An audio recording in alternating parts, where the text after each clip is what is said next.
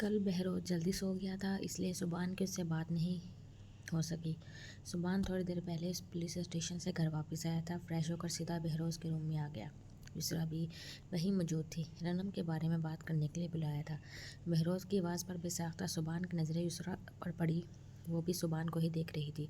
कल काशी के रूम में जाने से बाद सुबान और युसरा के दरमियान इस मौजू पर कोई बात नहीं हुई थी। आप बात करें, मैं सुन रहा हूँ, सुबान ने बहरोज को देखते हुए कहा। बेटा, परसों मैंने तुम्हें फराबाजी के मुतालिक बताया था। उन्होंने आशिर के लिए रनम की बात की है।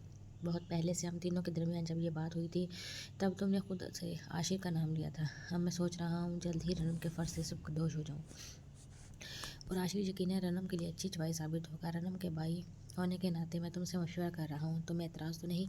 बहरोज ने ठहर ठहर कर अपनी बात मुकम्मल की। माँ होने के नाते मुझे एतराज़ है इस रिश्ते पर। बहरोज, माफ़ कीजिएगा, मगर मैं आशिर और रनम के रिश्ते पर बिल्कुल मुतमईन नहीं, और ये बात मैंने तब भी कही थी जब हम तीनों के दरमियान पहले भी बात हुई थी। युसरा ने बीच में मुदाखलत करते हुए बोला। युसरा, मैं रनम की शादी करना चाहता हूँ। अगर तुम्हें आशिर पर एतराज़ है तो फिर ऐसा कौन है तुम्हारी नज़र में जिस पर तुम मुतमईन हो और जो रनम को खुश रखे आगे की ज़िंदगी में? ज़ुबान पर से नज़र हटाकर बहरोज ने अब युसरा से सवाल किया। वही बहरोज जिसका मैंने एक बार पहले भी नाम लिया था, कशान। वो रनम के लिए मौजू लगा मुझे। हर लिहाज से वो रनम को पसंद करता है। इस बात का अंदाज़ा तो मुझे था, मगर कल यकीन हो गया। और जब वह रनम को पसंद करता है तो यकीनन उसे खुश भी रखेगा और रनम उसके साथ खुश रहेगी, क्योंकि ये पसंद एक तरफ़ा हरगिज़ नहीं है। मुझे इस बात का भी अंदाज़ा है। जन्म दिया है मैंने रनम को, माँ हूँ मैं उसकी, उसका चेहरा पढ़ सकती हूँ। युसरा ने अपनी बात को मुकम्मल करते हुए कहा। मामा, आपको आशिर पर क्यों एतराज़ है? सुबान ने कुछ सोचते हुए युसरा से सवाल किया। एक माँ अपनी औलाद के लिए हर लिहाज से परफेक्ट इंसान पसंद करती है। मैं तुम्हारे लिए भी ऐसी लड़की चाहूँगी जो हर लिहाज से परफेक्ट हो, तुम्हारे साथ जचे।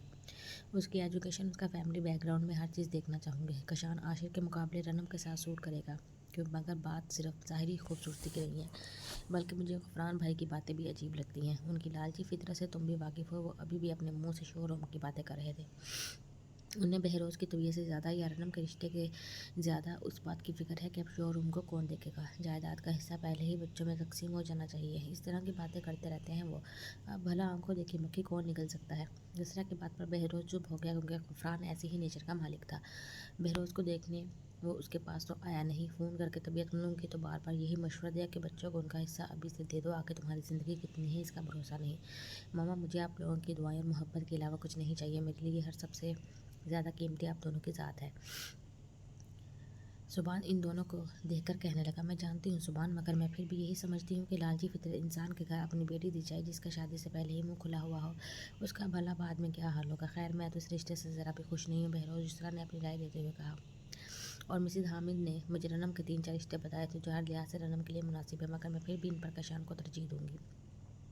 युसरा ने अपनी बात को मुकम्मल करते हुए कहा। ठीक है, कशान और रनम की अगर खुशी और मर्ज़ी शामिल है तो फिर बात ही ख़त्म हो जाती है। मैं इसी महीने के आखिर में इन दोनों की शादी कर देना चाहता हूँ, क्या ख्याल है? बहरोज ने इन दोनों को देखकर पूछा। अब ऐसे भी क्या जल्दी है बहरोज? 20 दिन में भला शादी की जाती है? कितने इंतजामात होते हैं? बहरोज की बात सुनकर युसरा एकदम रुखला की। वहीं सुबान भी चौंका। सब हो जाता है, 20 दिन कम नहीं होते। तुम और सुबान मिलकर सब अरेंजमेंट देख लेना, साथ ही सब रिश्तेदारों को भी कशान और रनम के रिश्ते से आगाह कर देना। बहरोज की बात सुनकर सुबान उठ खड़ा हुआ। उसका इरादा अपने जज्बाती भाई के पास जाकर उसे खुशखबरी सुनाने का था, जो कल से ही मुँह लड़का है उससे सीधे मुँह बात नहीं कर रहा था। कशान के साथ रनम की शादी का जिक्र घर में हुआ तो घर में शादी की तैयारी शुरू हो गई। घर का हर फर्द कशान और रनम की शादी से खुश था। सुबान ने भी अपनी तमाम तर वहमा खदशात को ऊपर से पुश डालकर शादी के इंतजामात के लिए भाग दौड़ शुरू कर दी, क्योंकि अब सब कुछ उसी को देखना था। अलबत्ता जब यह खबर फ़रा को मालूम हुई तो उसने युसरा से फ़ोन पर थोड़ी बहुत नाराज़गी का इजहार करते हुए शिकवा किया, मगर युसरा ने उसे ये कहकर समझाया कि बच्चों की मर्ज़ी और खुशी को भी मद्देनज़र रखते हुए हमने फ़ैसला किया है। जिस पर फ़रा ये कहकर चुप हो गई कि वह रनम का काफ़ी सीधा समझती थी, मगर उसके बावजूद फ़रा फितरतन अपने शोहर जैसी नहीं थी। उसने बहरोज को मुबारकबाद दी और रनम को दुआ दी कि वह कशान के साथ खुश रहे, जबकि गफरान ने बुरा मनाते हुए मुबारकबाद तो दूर की बात इन लोगों से साफ कह दिया कि आशिर का रिश्ता ना करके आपने हमारी इंसल्ट की। गफरान शादी में शिरकत करने का कोई इरादा नहीं रखता था। दूसरी तरफ आशिर को अपने रिजेक्ट होने का दिली कलक हुआ, मगर वह एक जज्बाती इंसान नहीं, प्रैक्टिकल इंसान था। इसलिए तमाम घर वालों को खुश दिली से मुबारकबाद और शादी में आने का वादा किया। सुबान आपके लिए बारात के दिन का ड्रेस लेकर आया है, कह रहा था बाबा को दिखा दीजिएगा। अगर पसंद नहीं तो प्रॉब्लम नहीं, वो दूसरा ले आएगा। मार्केट के चक्कर तो अब रोज़ ही लग रहे हैं। दूसरा ने रूम में आते हुए बहरों से कहा। सुबान की लाई हुई चीज़ मुझे पसंद नहीं आई। ऐसा हो सकता है भला वो खुद कोई नहीं आया आज मेरे पास? बहरोज ने लॉकर से ज्वेलरी निकालती हुई युसरा से पूछा। रनम को लेकर गया है फर्नीचर सेलेक्ट करने के लिए, इस वजह से नहीं आ सका आपके पास। कह रहा था लेट हो जाएगा तो मैं आपको खाना खिला दूँ, सारा काम इस पर पड़ गया है अभी। युसरा ने ज्वेलरी के डब्बे बेड पर रखते हुए मसरूफ़ अंदाज में बहरोज़ को बताया। और कशान वो कहाँ पर है? वो भी आज नज़र नहीं आया। बहरोज़ ने युसरा से पूछा। उसके बाद पर युसरा ने सर उठाकर बहरोज़ को देखा। कशान की तो मुझे मन तक ही नहीं समझ में। अच्छा भला हमारा इतना बड़ा घर है, अगर अपना रूम पसंद नहीं है, कोई दूसरा रूम अपने और रनम के लिए देख लेता। बिला वजह में फ़्लैट ले लिया, अब इसमें शिफ्ट हो रहा है। कल खाने के बाद जब रनम के अलावा सभी हॉल में मौजूद थे, तब कशान ने शादी के बाद अपना फ्लैट में शिफ्ट होने का बताया, और ये भी कि आज ही वो फ्लैट पसंद करके आ गया है। इस खबर पर युसरा बिल्कुल खुश नहीं थी। तुम भी अजीब बात करती हो, मुझे तो इसमें कोई बुराई नहीं लगी, बल्कि खुशी हुई इसकी सोच पर। उफरान की लालची तबीयत की वजह से अपनी बेटी वहाँ नहीं दी, अब होने वाला दामाद की खुददारी को सराहने के बजाय उस पर मुँह बना रही हो।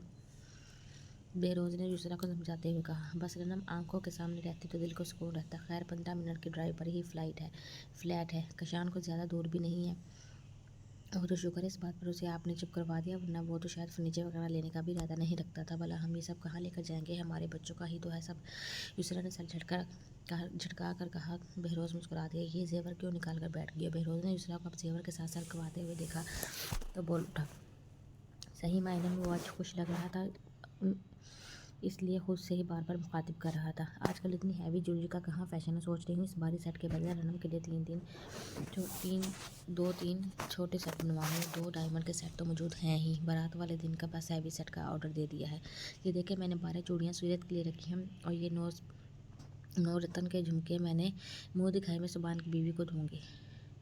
दूसरा बहरोज़ को एक एक चीज़ दिखाकर बताने लगी। चंद दिनों बाद रनम अपने घर की हो जाएगी तो हमें सीरत का भी सोचना पड़ेगा, वो फिर दोबारा अपने घर चली जाएगी। बहरोज़ की बात पर दूसरा मुस्कुराने लगी। सीरत आपको या मुझे कहीं छोड़कर नहीं जाएगी, बेफिक्र रहें। चले आपके फिजियोथेरापिस्ट के आने का टाइम हो गया है। दूसरा सारी चीज़ें साइड पर रखते हुए बहरोज़ से कहने लगी, इतने दिन से कहाँ छुपी फिर रही हो मुझसे? यूनिवर्सिटी आने के बाद रनम किचन में अपने लिए खाना निकाल रही थी, तभी कब से कशान की बात सुनाई दी। रनम ने मुड़ कर देखा तो वो बिल्कुल इसके करीब खड़ा था। ऐसी तो कोई बात नहीं, यही तो होती हूँ सबके सामने। रनम कशान को एक नज़र देखकर पलकें झुकाती हुई बोली, सबके सामने मगर मेरे सामने नहीं, क्या वजह है इसकी? वह रनम के चेहरे पर आए बाल कान के पीछे करते हुए पूछ रहा था। जब से इन दोनों की शादी का जिक्र घर में चला था, तब से रनम ने घर के इस हिस्से में जाना कम कर दिया था जहाँ कशान की मौजूदगी के इम्कान ज़्यादा होते। खाने के वक्त ज़्यादातर इन दोनों का सामना होता, इसमें भी कशान नज़र उठाकर रनम को देख लेता,